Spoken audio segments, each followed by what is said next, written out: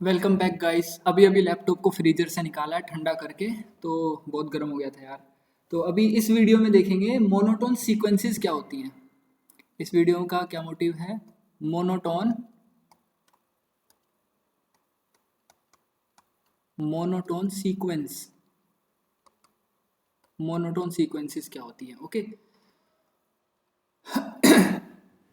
Monotone sequence कितने तरह की होती है? दो तरह की होती है, monotone increasing and monotone decreasing. और एक और होती है, उसे कहते हैं इवेंचुअली मोनोटोन सीक्वेंस। ठीक है, पहला होता है मोनोटोन मोनोटोन इंक्रीजिंग सीक्वेंस। दूसरा होता है मोनोटोन डिक्रीजिंग डिक्रीजिंग सीक्वेंस। और तीसरा हम बोल देते हैं इवेंचुअली मोनोटोन सीक्वेंस। इवेंचुअली, इन तीनों के बारे में जानेंगे। Eventually monotone sequence. ओके, ये क्या होती है? तो सबसे पहले स्टार्ट करते हैं मोनोटोन इंक्रीजिंग सीक्वेंस क्या होती है। मोनोटोन इंक्रीजिंग सीक्वेंस पहला क्या है? Monotone increasing sequence. Monotone increasing sequence क्या होती है? देखो, मोनोटोन का मतलब होता है, मोनो का मतलब क्या होता है? मोनोटोन को तोड़ते हैं सबसे पहले तो। मोनोटोन, मोनो का मतलब होता है एक, और टोन का मतलब होता है लय। लय, एक लय में जो सीक्वेंस चलती है, जो अपनी लय नहीं बदलती है। मतलब अगर बढ़ रही है तो बढ़ती जाए, बढ़ती जाए, बढ़ती जाए, बढ़ती जाए, आसमान में पहुंच जाए, चांद पर पहुंच जाए। ठीक है, इलोन मस्क के पहले वो मंगल पे पहुंच जाए, वो बढ़ती जाए। और अगर घट रही है तो घटती जाए, घटती जाए, घटती जाए, वो पाताल में पहुंच जाए, घटती घटती घटती। उसे क्या बोल देंगे? Monotone decreasing sequence. इसको क्या बोल देंगे? Monotone increasing sequence. मतलब सीधा सा ये है, मोनोटोन का मतलब है एक लय अगर बढ़ रही है तो सिर्फ बढ़े, घट रही है तो सिर्फ घटे। घट रही है ऐसा मतलब नहीं है घट रही है तो घटे फिर बढ़ जाए फिर घटे, उसको मोनोटोन नहीं बोलेंगे, उसकी टोन चेंज हो रही है। होते हैं ना, कई लोग होते हैं ना जिनकी टोन चेंज हो जाती है, किसके आगे कुछ बोल देते हैं, किसी के आगे कुछ बोल देते हैं। ऐसे अपने सामने होते हैं तो कुछ और बोलते हैं, पीछे से कुछ उनकी टोन चेंज हो जाती है। तो उस तरह के जो लोग होते हैं वो मोनोटोन नहीं होते। मोनोटोन मतलब जो जैसा है वैसा है, सिंपल, जिसके मुंह पे सच रहता है। इस सीक्वेंस अगर जैसे यू एन है, 2 पावर n सीक्वेंस है, तो जब इसकी फर्स्ट टर्म निकालेंगे तो 2 power 1, second term 2 power 2, third term 2 power 3, इस तरह से। अब ये सीक्वेंस ऐसे थोड़ी कह रही है कि मैं स्टार्टिंग में बढ़ूंगी, फिर उसके बाद में घट जाऊंगी, फिर बढ़ूंगी, फिर घट जाऊंगी, ऐसा तो नहीं है ना इसके साथ में। ये अपनी टोन में है, और इसकी टोन क्या है? इसकी टोन है बढ़ना। इसकी लय क्या है? इसकी लय है बढ़ना, तो ये सिर्फ बढ़ रही है। ओके, तो इसको बोलते हैं मोनोटोन इंक्रीजिंग सीक्वेंस। अब देख लेते हैं इसकी डेफिनेशन क्या होती है। एक सीक्वेंस, मैं शॉर्ट में बता देता हूँ, ठीक है, लिखाना वगैरह कुछ नहीं करता मैं, शॉर्ट में देख लेते हैं। एस एन एक सीक्वेंस है मोनोटोन। मोनोटोन, इस एरो, अप एरो को मैं इंक्रीजिंग बोलता हूँ, ठीक है, इंक्रीजिंग। मोनोटोन इंक्रीजिंग सीक्वेंस होगी होगी इफ एस एन प्लस 1, ये एस छोटा वाला है, इसके अंदर वाले ऐसे ही है ना, इसको छोटा बना देते हैं।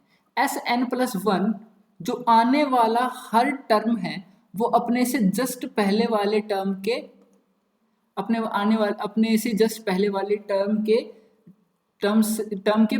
से बड़ा हो।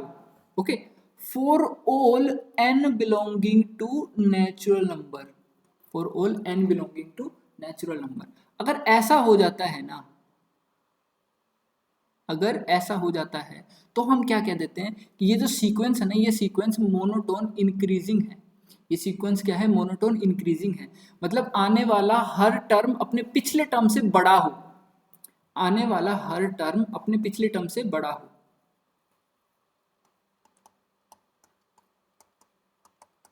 आने वाला हर टर्म अपने पिछले टर्म से बड़ा हो। ओके, तो इसको क्या बोल देंगे? Monotone increasing sequence. ओके, अब इसके बाद में आता है स्ट्रिक्टली मोनोटोन इंक्रीजिंग। देखो, अब जैसे एक सीक्वेंस है 2 2 2 2 2 इस तरह से, भाई ये भी तो मोनोटोन है ना। ये मोनोटोन क्यों है? क्योंकि इसने भी अपनी टोन बचा के रखी है। ये ना तो बढ़ रही है और ना ही घट रही है, ये अपनी टोन में है।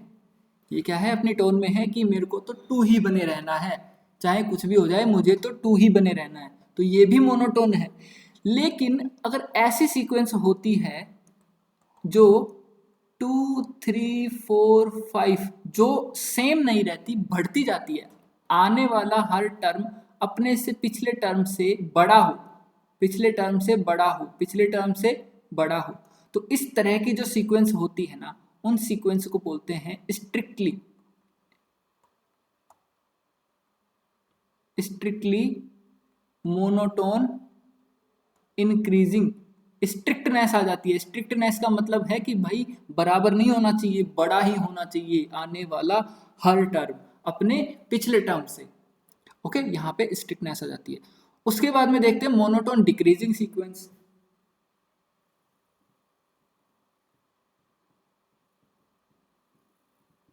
मोनोटोन डिक्रीजिंग सीक्वेंस के अंदर क्या होता है? मोनोटोन डिक्रीजिंग सेम ऊपर वाली डेफिनेशन है, बस इसका उल्टा कर देना है। अगर देखो Sn की बात कर रहे हैं ना, Sn एक सीक्वेंस है उसकी बात कर रहे हैं, तो आने वाला हर टर्म अपने पिछले टर्म से छोटा हो या तो बराबर हो, या तो छोटा हो या फिर बराबर हो, तो उसको क्या बोल देंगे? Monotone decreasing sequence. और जब स्ट्रिक्टनेस की बात आएगी तो ये इक्वलिटी वाला साइन हट जाएगा, ओनली इनइक्वालिटी रह जाएगी। ठीक है, ये तो हो गया मोनोटोन डिक्रीजिंग सीक्वेंस। और S n plus one is less than S n, अगर ये हो जाएगा तो हम इसको क्या बोल देंगे? इसको बोल देंगे स्ट्रिक्टली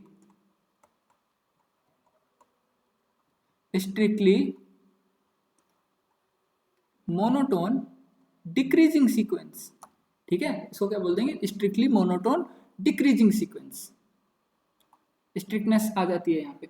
उसके बाद में होता है इवेंचुअली। इवेंचुअली मतलब एक टाइम के बाद में, एक टाइम के बाद में मान लो कोई सीक्वेंस है, हाँ एस एन की बात कर रहे हैं यहाँ पे, एस एन की बात कर रहे हैं। पहला S n plus one is greater than equal to S n, ठीक है। और second S n plus one is less than equal to S n. Okay, for all n is greater than equal to n where this capital N is belong inside natural number, set of natural number। Okay, इसका मतलब क्या है कि कुछ time तक तो उबड़ खाबड़ चलेगी रास्ता।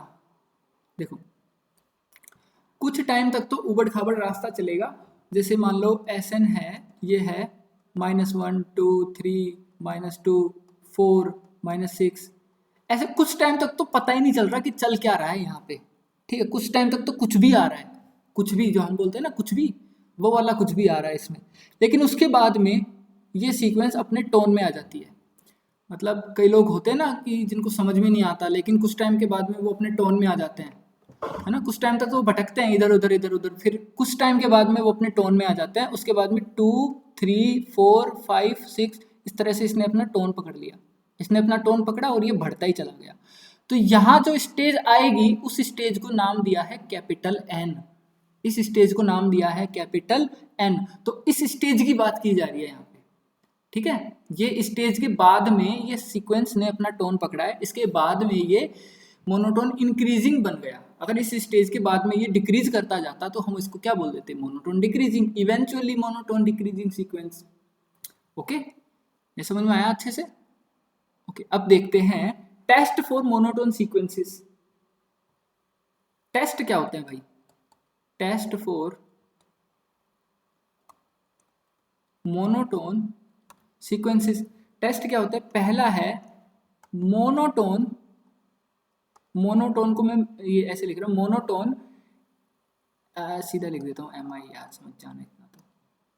Monotone increasing if Sn+1 is greater than equal to Sn आ जाए, ठीक है। ये सारे ना, ये अंदर वाले टर्म्स की बात कर रहा है ये किसके लिए आ जाए? For all n belonging to natural number के लिए अगर आ जाए तो। दूसरा है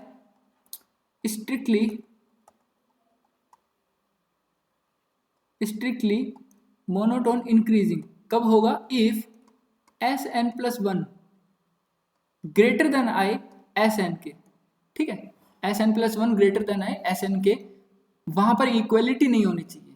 for all n belonging to natural number.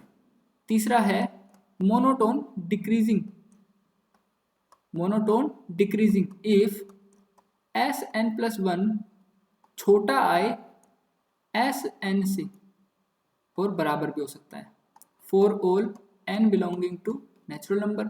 और चौथा है लास्ट, कौन सा है? Strictly monotone decreasing if Sn+1 छोटा ही आए, बराबर नहीं होना चाहिए, Sn for all n belonging to natural number. Okay, ये कुछ इसके टेस्ट होते हैं। उसके बाद में एक लास्ट टॉपिक है छोटा सा, वो टॉपिक है मोनोटोन कन्वर्जेंस थ्योरम, जिसको हमने पिछले कुछ क्वेश्चंस में अप्लाई भी किया है, ठीक है। मोनोटोन कन्वर्जेंस थ्योरम जल्दी से देख लेते हैं क्या होता है।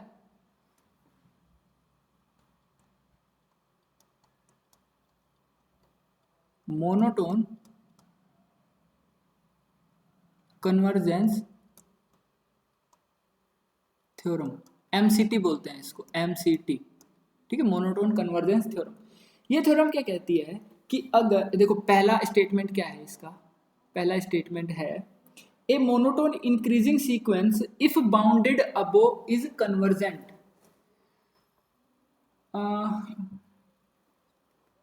ओके, देखो, अगर कोई मोनोटोन इंक्रीजिंग सीक्वेंस है प्लस वो बाउंडेड अबोव हो जाती है, तो वो क्या इंप्लाई करता है कि सीक्वेंस कन्वर्जेंट हो जाएगी, सीक्वेंस कन्वर्जेंट हो जाएगी। और कन्वर्ज किसको करेगी? सीक्वेंस किसको कन्वर्ज करेगी? Limit n tending to infinity, let वो सीक्वेंस un थी, वो कन्वर्ज करेगी अपने least upper bound, least upper bound को कन्वर्ज करेगी, ठीक है। लीस्ट अपर बाउंड तो पता ही होगा सबको, अगर नहीं पता है तो कमेंट कर देना, मैं उसके ऊपर भी वीडियो बना दूंगा अलग से, ठीक है। कुछ टर्म्स होती हैं, ये टर्म्स वगैरह तो नॉर्मल चीज़ें हैं, पता होगी यार इतना तो, ठीक है। पहला स्टेटमेंट ये है कि एक मोनोटोन इंक्रीजिंग सीक्वेंस है और बाउंडेड अबोव है। पर इसकी फील क्या है? इसकी फील ये है, मान लो कोई सीक्वेंस यहाँ से चलना स्टार्ट किया, किसी सीक्वेंस ने ऐसे गया, वैल्यू ले रहा है, ऐसे चलता गया, बढ़ता ही जा रहा है। अब बढ़ता जा रहा है तो कोई एक मैंने लिमिट लगा दी यहाँ पर, मान लेते हैं ये लिमिट है L, ये लिमिट लगा दी। सीक्वेंस स्टार्ट हुआ था, मान लो 2 से स्टार्ट हुआ था, 2 4 6, इस तरह से चलता गया, ये लिमिट लगा दी। ये लिमिट लगाने के बाद में सीक्वेंस यहाँ जाकर के रुक गया, सीक्वेंस की इनफाइनाइट वैल्यूज आ गई यहाँ पर, तो बाउंड हो गया ना ये सीक्वेंस L से, इंक्रीजिंग था और ऊपर से बाउंड हो गया। मैं बोलता कि भाई नीचे से बाउंड है, इंक्रीजिंग है, तो कोई मतलब नहीं था ना, क्योंकि नीचे से बाउंड करके क्या मतलब है, सीक्वेंस तो उधर भाग जाएगा। लेकिन सीक्वेंस ने जो अपना लोअर बाउंड है वो तो पहले से ही ले लिया ना, 2, लोअर बाउंड तो 2 ले लिया। अब अपर बाउंड चाहिए इसको, क्योंकि ये बढ़ रहा है, अपर बाउंड चाहिए, तो अपर बाउंड आ गया इसका L। अब ये जा करके यहाँ पर रुक जाएगा ना, यहाँ से स्टार्ट हुआ यहाँ पर रुक गया, ठीक है, तभी तो इसको बोलेंगे कन्वर्जेंट, ठीक है, ये इसका लीस्ट अपर बाउंड होगा। अब सेकंड जो है इसका स्टेटमेंट वो क्या कहता है, a monotone decreasing sequence is bounded below if is convergent, such sequence converges to its greatest lower bound। Greatest lower bound को ये कन्वर्ज करती है। देखते हैं क्या कह रहा है। सेकंड है मोनोटोन डिक्रीजिंग। भाई एक सीक्वेंस ने यहाँ से चलना शुरू किया, मान लेते हैं यहाँ पे उसकी वैल्यू कुछ है 5, ऐसे चलना शुरू किया किया किया किया किया किया, ये लोअर लिमिट है उसकी, क्या है इसकी लोअर लिमिट, लोअर बाउंड, कौन सा बाउंड, लोअर बाउंड। और ये चलते चलते यहाँ पर आकर के ये रुक गया, तो अब डिक्रीज कर रहा है ना ये सीक्वेंस। अब ये डिक्रीजिंग सीक्वेंस पे अगर अपर लिमिट लगाई जाएगी तो कोई फर्क नहीं पड़ेगा ना भाई, ये तो नीचे की साइड में भाग जाएगा ना, नीचे की साइड में भागने से रोकना है इसको। देखो सीक्वेंस को भागने से रोकना है, सीक्वेंस को हमें इन्फिनिटी या माइनस इन्फिनिटी नहीं जाने देना है, तभी तो हम उसको कन्वर्जेंट बोलेंगे। सीक्वेंस को इन्फिनिटी या फिर माइनस इन्फिनिटी नहीं जाने देना है, तभी उसके कन्वर्जेंस की हम गारंटी कर सकते हैं। तो यहाँ से मोनोटोन डिक्रीजिंग सीक्वेंस है, प्लस वो क्या है, bounded, bounded below, bounded below. तो ये क्या कह देती है, ये जो स्टेटमेंट है वो क्या कह देता है, स्टेटमेंट कह देता है कि sequence is convergent. Got it. उसके बाद में है थर्ड स्टेटमेंट, अगर कोई सीक्वेंस मोनोटोन इंक्रीजिंग है, मोनोटोन इंक्रीजिंग है अगर कोई सीक्वेंस, और अनबाउंडेड अबोव है, प्लस अनबाउंडेड अबोव है। भाई मोनोटोन इंक्रीजिंग का मतलब है बढ़ रहा है, और ऊपर से अनबाउंडेड है, अनबाउंडेड है तो ऊपर कहाँ जाएगा ये, कहाँ जाएगा ये, पॉजिटिव इनफाइनाइट की तरफ चला जाएगा ये, ठीक है, कहाँ चला जाएगा, पॉजिटिव इनफाइनाइट की, वो डाइवर्ज कर जाएगा पॉजिटिव इनफाइनाइट को। तो सीक्वेंस डाइवर्ज कर जाएगा कहाँ पर, पॉजिटिव इनफाइनाइट को। ओके, उसके बाद में फोर्थ स्टेटमेंट है, फोर्थ स्टेटमेंट क्या कह रहा है कि अगर कोई सीक्वेंस मोनोटोन डिक्रीजिंग है और अनबाउंडेड बिलो है। देखो मोनोटोन डिक्रीजिंग मतलब डिक्रीज कर रहा है, ऐसे नीचे गिर रहा है, यहां से स्टार्ट किया है नीचे गिरता जा रहा है, गिरता जा रहा है, और नीचे से अनबाउंडेड है, बिलो नीचे से क्या है, अनबाउंडेड, बाउंडी नहीं है कोई, भाई चलता जाएगा, कहां तक जाएगा, कितनी दूर जाएगा, माइनस इन्फिनिटी की ओर चला जाएगा। तो सीक्वेंस कहाँ चला जाएगा, माइनस इन्फिनिटी की ओर चला जाएगा। ओके, माइनस इन्फिनिटी की ओर डाइवर्ज कर जाएगा। ओके, अब एक और यहाँ पर स्टेटमेंट होता है जो बहुत ही मिसकंसेप्शन होते हैं लोगों के, every convergent sequence is either monotone increasing और मोनोटोन डिक्रीजिंग। बिल्कुल गलत बात है, बिल्कुल गलत बात है कि अगर सीक्वेंस अगर कन्वर्ज कर रही है, इंपॉर्टेंट पॉइंट है, सीक्वेंस अगर कन्वर्ज कर रही है तो ये इंप्लाई नहीं करता है कि आइदर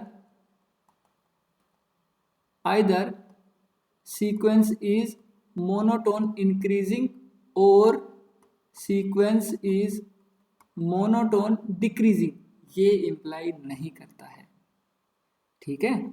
कुछ लोग ऐसे भी होते हैं जो कभी इधर कभी उधर, कभी इधर कभी उधर, इस तरह से चलते बीच में एक लिमिट को अटेन कर लेते हैं, ठीक है।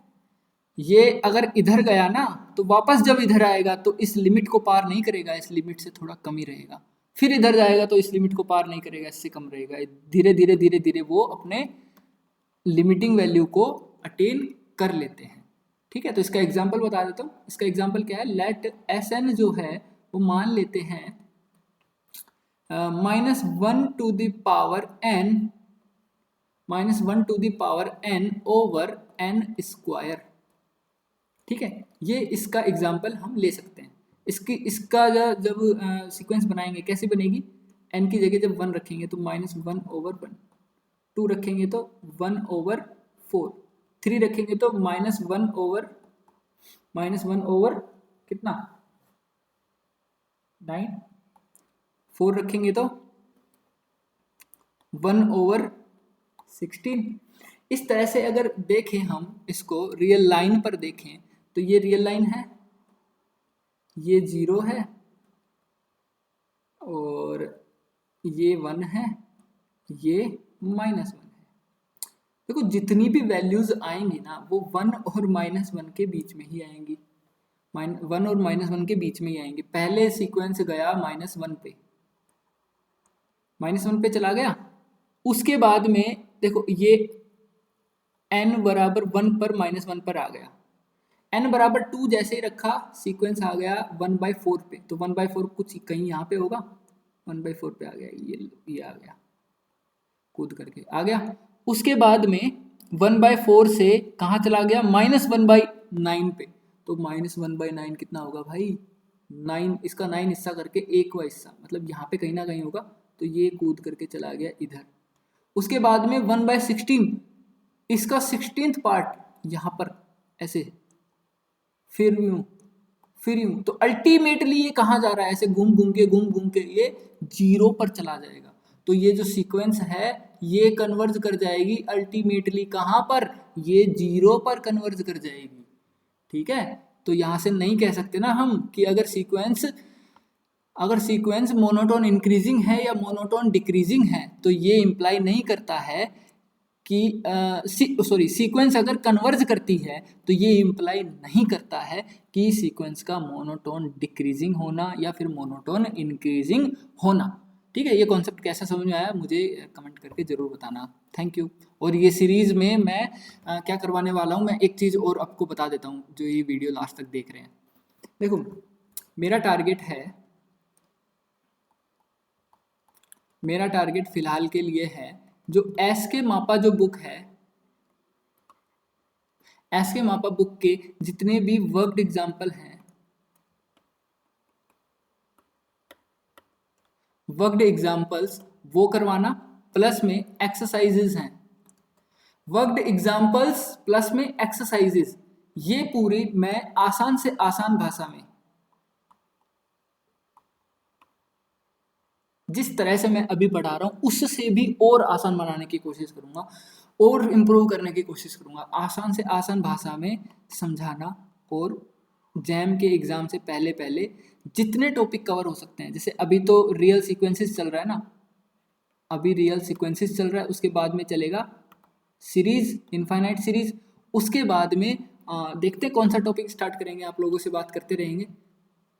ठीक है, पहले ये करवाना है। ओके, आसान से आसान भाषा में एस के मापा बुक के अंदर से जितने भी एग्जाम्पल्स हैं और जितने भी एक्सरसाइजेज के अंदर जो क्वेश्चंस हैं, जनरली एग्जाम्पल तो फिर भी कर लेते हैं लोग, एक्सरसाइज के क्वेश्चंस करना थोड़ा सा मुश्किल होता है क्योंकि उनके आंसर मिलते नहीं है ना, इस वजह से। चलो थैंक यू सो मच। ये वीडियो आपको कैसी लगी कमेंट करके ज़रूर बताना मुझे। Thank you.